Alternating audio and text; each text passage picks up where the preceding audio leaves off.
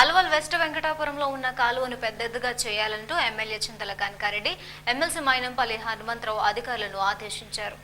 రోడ్లు చిన్నవిగా ఉండడం వల్ల రోడ్డు ప్రమాదాలు జరుగుతూ ఉంటాయి. వాటిని నివారించడానికి రోడ్లను పెంచాలి. కానీ వాటి కోసం ఎన్నిసార్లు విన్నవించుకున్నా అధికారులు మాత్రం నిమ్మకు నీరెట్టినట్లుగా వ్యవహరిస్తున్నారు. తాజాగా వెస్ట్ వెంకటాపురంలో ఉన్న కాలువను పెద్దగా చేయాలని ఎమ్మెల్యే చింతల కనకారెడ్డి ఎమ్మెల్సీ మైనంపల్లి హనుమంతరావు అధికారులకు సూచించారు.